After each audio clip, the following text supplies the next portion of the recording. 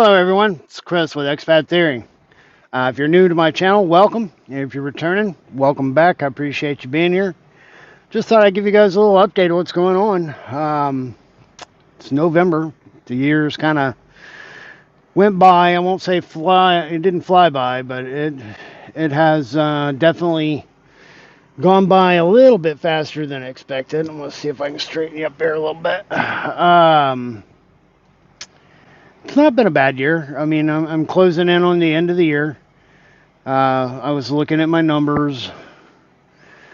They're not as good as they should have been. I'm about to pick up a load right now.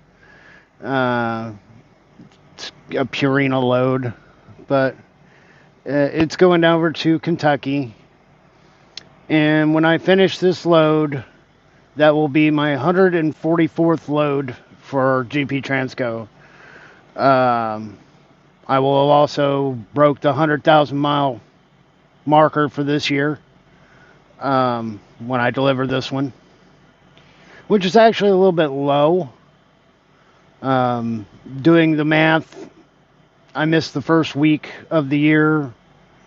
Also, I was out for 5 weeks during the summer. So if I'd have been working those times, my numbers would have been a bit better. 160, 170 loads, well over 100,000 miles already by this point. Money-wise, I'm coming in around 62-ish right now. So by the end of the year, I'll be at 70. 70K for the year. That's about what I did last year. I did 71 last year, so I'm going to come in right around the same ballpark. But I can't blame that on GP. That's based on my circumstances. Like I said, I missed like 6 weeks. So if you added in 6 weeks worth of pay, I would have exceeded the target. So it's by no fault of GP that my numbers are a little bit light. The numbers came in light because of my personal circumstances. But I mean, all in all, sorry, I'm in a parking lot here with a bunch of other trucks outside of the Purina factory, Nestle Purina. I mean, all in all, I can't knock the company. I mean, they're like every other company. They have their moments when they really tick you off. Case in point, this load. They told me to come in here yesterday that it was a drop and hook, meaning that my company had a trailer here that was already loaded. And all I had to do was come in and drop my empty trailer, hook up to the loaded trailer, get my paperwork, and roll out. And this is a load given to us from a broker. And that right there is a big problem. Trucking has a huge issue with brokers. Brokers suck. And they get in there. They're like a middleman that controls a lot of the loads. And they scrape money off the top of the process. They're leeches.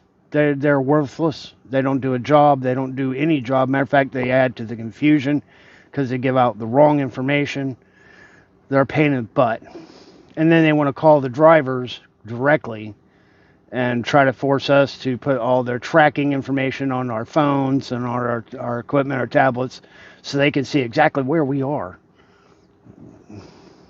Yeah, screw you. You want to know where I am? Call my company. They track this truck. They can see exactly where I am 24/7, 365. Yeah, you ain't putting that shit on my phone. So I don't trust that stuff being on my electronics, because I mean, it could be an open door to hack me and get into my bank accounts and all my investment and all that. No, not doing it. They could have a safety data breach. People get into my shit. Nope, not happening. So it's already happened with my Netflix, by the way. I'm going to end up having to change my credit card and get a new one because they've actually successfully locked me out of my Netflix account, but it automatically bills. So somebody has my Netflix and it's billing to my account, and I can't get into it to shut it off. So I'm going to have to basically change my credit card so it has a different number, and will kill that situation. And that's Netflix. They had a damn data breach. Gotta watch this stuff, man. Well, editing me realized I didn't finish my story. I got sidetracked because I hate brokers so much. The problem with this load, they told me it was a drop and hook. And then when I got here yesterday, the company's like, Purina here was like, no, you're not even supposed to be here today. You're supposed to be here tomorrow morning, and they'll live load your trailer. So I ended up having to come here for no reason, then leave, go find a truck stop, park, sleep, get up this morning, come back, park my trailer in a door, wait for them to load it, then get, once it's finished, I'll connect and leave. All of this being done on a very limited time frame because my hours for the week are pretty much almost done. Today is my last day to be able to work. Then I got to shut down and take a 34-hour break. So, not the best of time for them to pull a live load like this.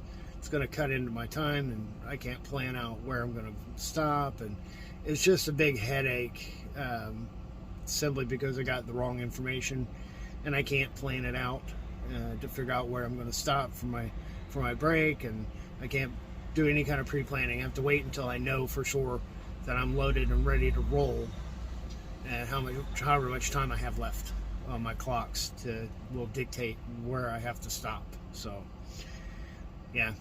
I'm sorry I got a little sidetracked because the brokers really drive me nuts.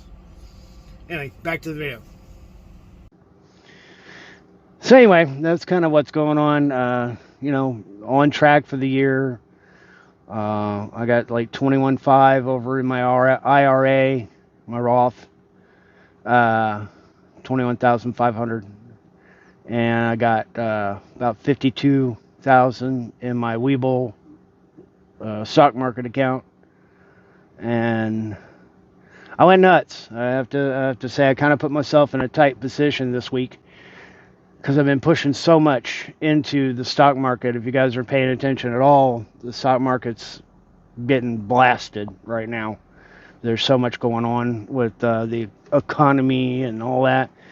They're just hammering the stock market, which for an investor, it can be really good because it drives down the prices of really good stock. So it's kind of like everything went on discount.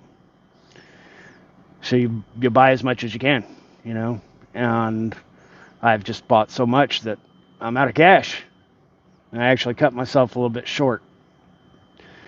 So probably for the rest of the year, I probably won't be putting a whole lot over into the Webull account. I need to rebuild my cash for the end of the year and beginning of next year.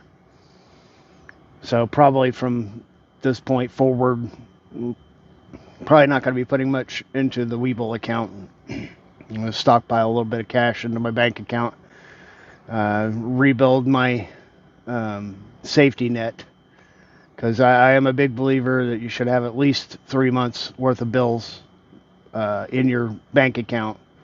So if something goes wrong, something goes sideways, you have a problem, and some sort of emergency, you've got cash on hand to cover that.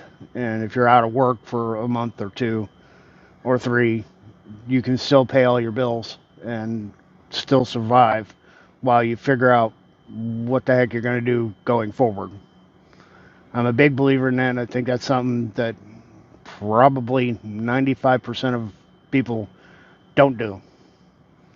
And everybody's check to check and 2-3 paychecks away from being in serious financial trouble. So, and I know it's hard to accomplish, but I'm fortunate. I feel blessed in a way. I don't like that word too much, but I do feel fortunate and lucky, whatever, that I have a job in a situation where I have my income surpasses my bills and my responsibilities. So it allows me to stockpile some cash a bit easier than the average person.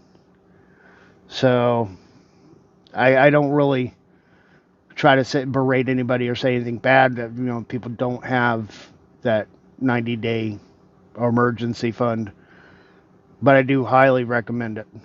It's something, if you can pull it off, it's definitely worth doing. So that's about it, really, guys. I just wanted to jump in real quick, let you know everything's going good. Still driving. Woke up in Davenport, Iowa. That's why I'm picking up this morning. It was 27 degrees this morning when I got up. The cold stuff's coming. I haven't seen the cold and wet and white yet. Knock on wood. But it's coming. So fun times will be getting soon, and we'll be going probably throughout all the way to February of dealing with this. Just hoping it won't be too harsh this year, so I can make up a few bucks. But anyway, I guess that's about it. I want to wrap it up and let you guys know I'm doing well. Everything's going according to plan. My numbers came in a little bit light, but it wasn't GP's fault. It was my fault, basically. And, they've held up their end, and they're like every other company. They're a pain in the butt. But, that's why it's called work and not called fun. So, alright, guys. This is going to be the end of the video. If you guys have any questions, comments, whatever, leave them down below. If you know anybody who's interested in this kind of content, please share it to them. And you guys have a good one. See you in the next video.